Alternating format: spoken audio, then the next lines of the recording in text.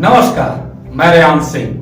4 नवंबर 2024 Canada के एक हिंदू मंदिर में खालिस्तानी समर्थकों की भीड़ घुसती है और वहां उपस्थित हिंदू श्रद्धालुओं पर हमला कर देती है। ठीक इसके एक साल पहले 19 मार्च 2023 ब्रिटेन में भारतीय उच्चायोग पर प्रदर्शन के दौरान खालिस्तानी समर्थकों ने भारतीय उच्चायोग पर लगे तिरंगे को हटाकर वहां खालिस्तानी झंडा लगा दिया।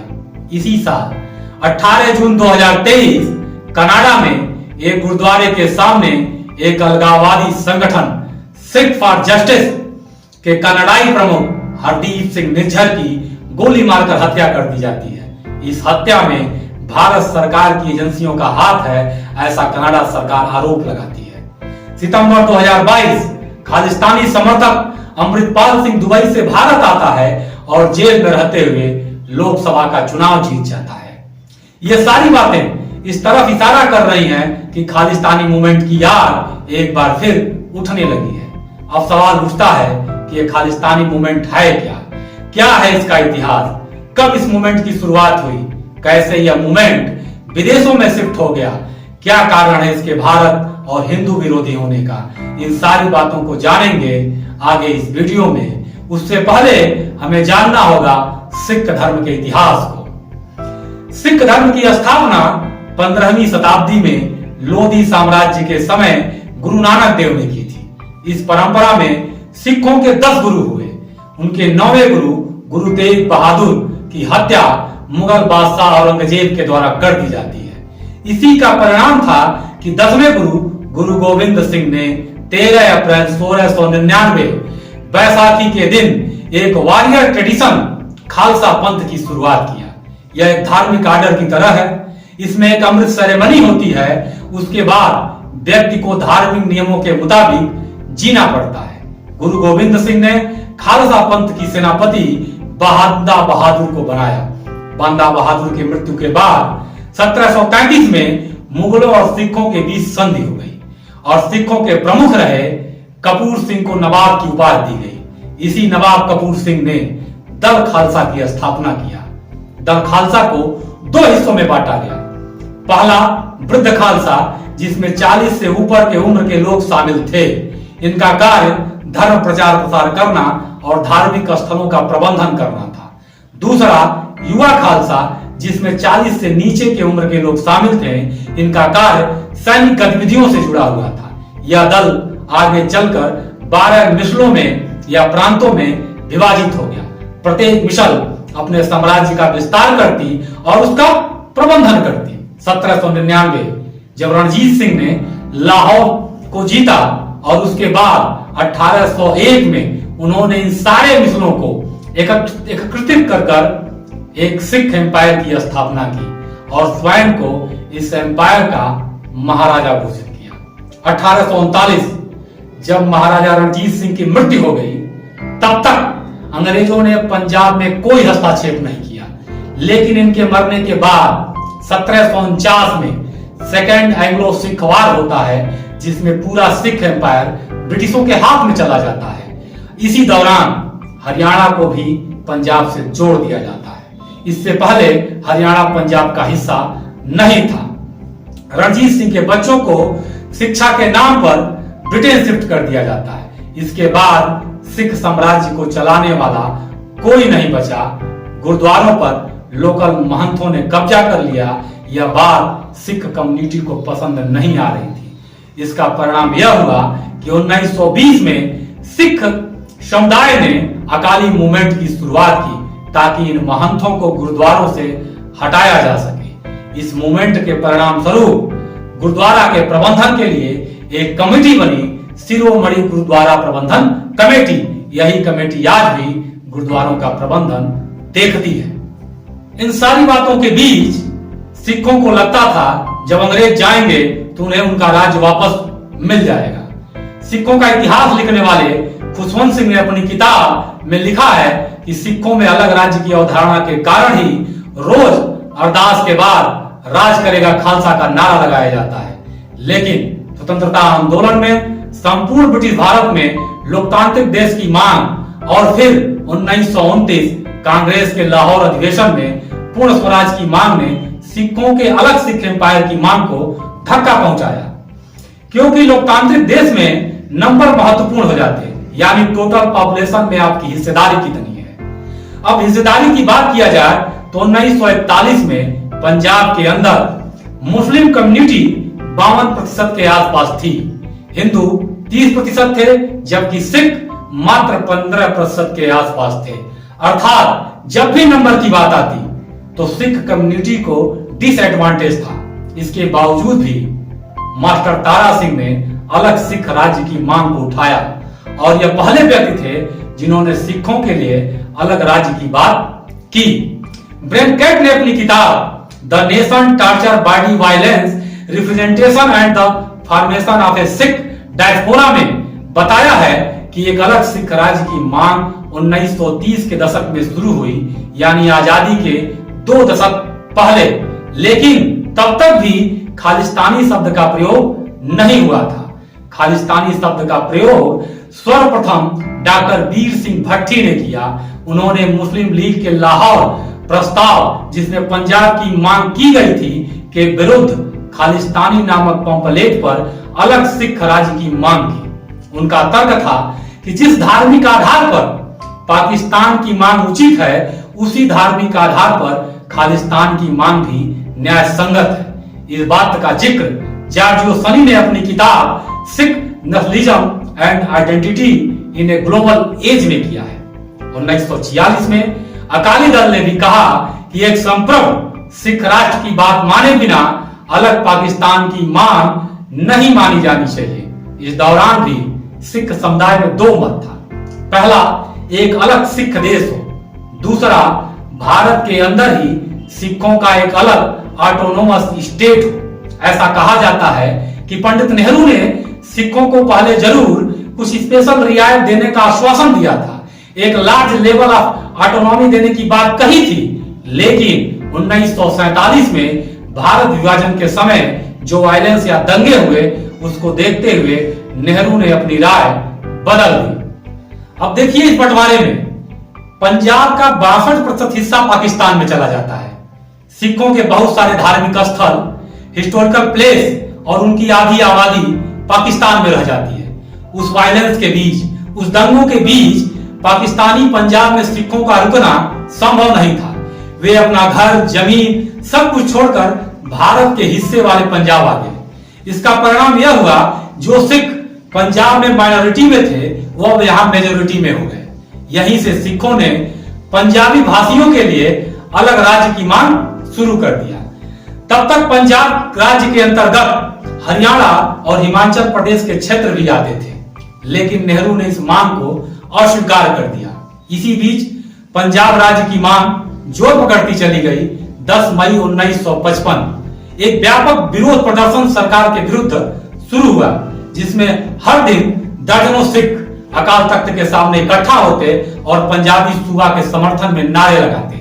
जुलाई 1955 तक यह विरोध इतना बड़ा हो गया कि 4 जुलाई 1955 को सुबह 4 बजे पुलिस महानिरीक्षक अश्वनी कुमार के नेतृत्व में पहली बार स्वर्ण मंदिर में पुलिस कार्रवाई की गई। इस दौरान करीब 8,000 लोगों को गिरफ्तार किया गया और पूरे आंदोलन में करीब 15,000 लोग गिरफ्तार हुए। इसी बीच 1956 में सरकार राज्य पुनर्गठन एक्ट 1956 लेकर आती है, जिसके तहत भाषा के आधार पर राज्यों के गठन की बात की जाती है। पंजाब ने भी मांग की हरियाणा, जो हिंदी भाषी था, उसे पंजाब से अलग कर पंजाबी भाषियों के लिए एक अलग राज्य का निर्माण किया जाए। लेकिन एक बार फिर सरकार ने पंजाब के इस मांग को रिजेक्ट कर दिया, नहीं माना। फिर 1965 भारत पाकिस्तान का युद्ध शुरू हो जाता है और इस युद्ध में सिखों ने अपने सारे आंदोलन रोककर सरकार को अपना समर्थन दिया। युद्ध समाप्ति के बाद 1 नवंबर 1966 को भाषा के आधार पर पंजाब को विभाजित कर पंजाबियों के लिए पंजाब और हिंदी भाषियों के लिए हरियाणा बना दिया गया। अब यहां से स्थिति सुधरनी चाहिए थी, लेकिन हुआ इसके ठीक उल्टा। स्थितियां बिगड़ती चली गई, क्योंकि इस विभाजन में चंडीगढ़ को पंजाब और हरियाणा का यूनियन कैपिटल बना दिया गया था। कुछ पंजाबी बोलने वाले इलाके हरियाणा को दे दिए गए थे, इन सब से इतर विवाद का सबसे बड़ा कारण सतलज, रावी और ब्यास नदियों का पानी था, जिसके बंटवारे में मात्र 23% हिस्सा पंजाब को मिला था। यह सारे मुद्दे पंजाब में नए असंतोष और उबाल के कारण बने। इन सब के बीच 1967 में पंजाब विधानसभा के चुनाव होते हैं और यह चुनाव अकाली दल जीत जाती है। इस चुनाव में अकालियों ने पंजाब को जम्मू कश्मीर की तर्ज पर विशेष स्टेट का दर्जा देने की मांग उठाई थी। हालांकि अकालियों ने कभी भी अलग देश की मांग नहीं रखी, लिखित तौर पर बिल्कुल नहीं। अकाली सरकार अपना कार्यकाल पूरा नहीं कर पाती है।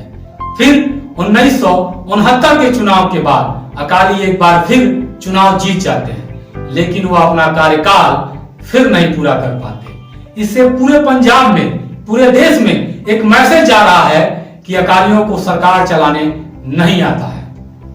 1972 पंजाब विधानसभा के चुनाव होते हैं। अकाली इस बार कांग्रेस से अपना चुनाव हार जाते हैं। इस स्थिति में 1973 में अकाली दल ने 12 लोगों की एक कमेटी बनाई और इस कमेटी को पंजाब में जो समस्याएं थी और उसका जो समाधान था, जैसे चंडीगढ़ का प्रश्न, नदियों के पानी का वितरण, केंद्र के दखल को कम करना आदि विषयों पर विचार कर एक रिपोर्ट मांगी गई। इसी रिपोर्ट को आनंद साहब रेजोल्यूशन कहा जाता है, जिसका फर्स्ट ड्राफ्ट सरदार कपूर सिंह ने बनाया था। आनंद साहब रेजोल्यूशन में अलग देश या खालिस्तान की मांग नहीं की गई थी, पर इस रेजोल्यूशन में कहा गया था कि केंद्र को विदेशी मुद्रा और डिफेंस की नीति छोड़कर सब कुछ पंजाब के ऊपर छोड़ देना चाहिए। आनंद साहब रेजोल्यूशन इतना फेमस हुआ कि अकाली दल 1977 का चुनाव जीत जाती है। अकालियों को रोकने के लिए कांग्रेस को अब एक ऐसे व्यक्ति की जरूरत थी जो सिख हो और अकालियों से ज्यादा रिलीजियस हो। यहीं से पंजाब की राजनीति में जरनैल सिंह भिंडरवाला का उदय होता है, जो आगे चलकर खालिस्तानी मूवमेंट का प्रमुख चेहरा बनेगा।